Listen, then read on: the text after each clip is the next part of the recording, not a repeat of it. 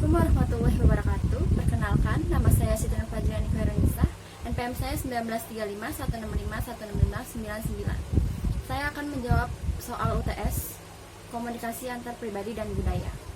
Untuk soal nomor 1, yaitu teori penetrasi sosial secara umum membahas tentang bagaimana proses komunikasi interpersonal.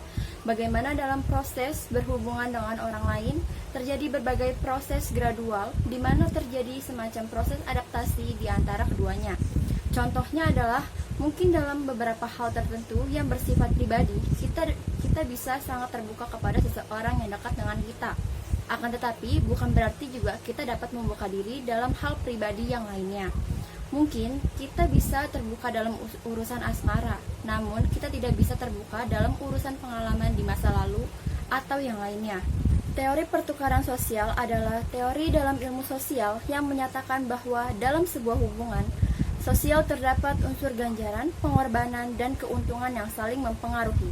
Contohnya adalah bagaimana manusia memandang tentang hubungan kita dengan orang lain sesuai dengan anggapan diri manusia tersebut terhadap keseimbangan antara apa yang diberikan ke dalam hubungan dan apa yang dikeluarkan dari hubungan itu, jenis hubungan yang dilakukan, dan kesempatan memiliki hubungan yang lebih baik dengan orang lain.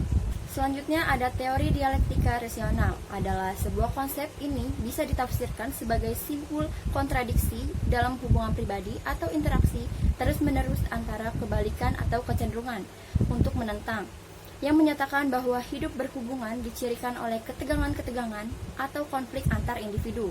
Contohnya yaitu, konflik tersebut terjadi ketika seseorang mencoba memaksakan keinginannya satu terhadap yang lain. Yang selanjutnya ada teori interpersonal deception. Ini sangat berguna bagi seseorang yang mencoba melakukan muslihat atau berpikir seseorang akan melakukan muslihat kepada orang lain. Teori ini membantu melihat ke belakang pada situasi yang telah lalu. Contohnya, untuk mengevaluasi peristiwa dan perilaku komunikasi verbal maupun nonverbal dengan tujuan untuk mengungkap apakah seseorang telah melakukan kebohongan atau tidak. Yang terakhir adalah teori pengurangan ketidakpastian. Adalah untuk menjelaskan bagaimana komunikasi digunakan untuk mengurangi ketidakpastian di antara orang asing yang terlibat dalam pembicaraan satu sama lain untuk pertama kalinya. Contohnya saat pertemuan pertama, orang bertindak sebagai peneliti yang naif, yang termotivasi untuk memprediksi maupun untuk menjelaskan apa yang terjadi dalam perjumpaan awal. Untuk soal nomor 2, ada beberapa contoh yang menghambat komunikasi antar pribadi dan budaya. 1. Pengaruh status. Orang dengan status yang lebih rendah umumnya akan tunduk dan patuh kepada orang dengan status yang lebih tinggi.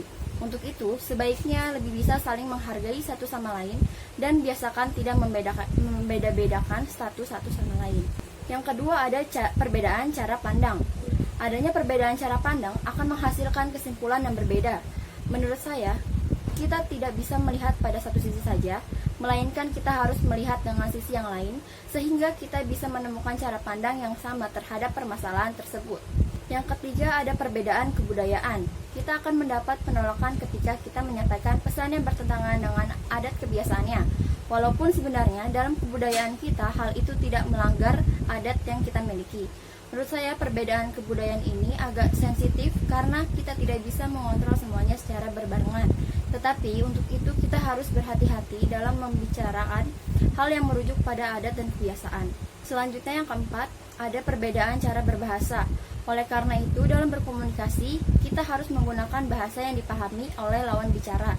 Tetapi perbedaan cara berbahasa merupakan suatu hal yang jarang terjadi karena semua orang biasanya lebih paham dan lebih banyak menggunakan bahasa Indonesia. Dan yang terakhir adalah perbedaan generasi. Istilah-istilah yang digunakan bisa jadi berbeda antara generasi yang lebih tua dengan generasi yang lebih muda. Sebaiknya balik lagi ke diri kita sendiri, kita harus lebih bisa membedakan atau menyesuaikan gaya berbicara kita atau istilah yang digunakan. Demikian hasil jawaban UTS dari saya. Jika ada kesalahan mohon dimaafkan. Terima kasih. Wassalamualaikum warahmatullahi wabarakatuh.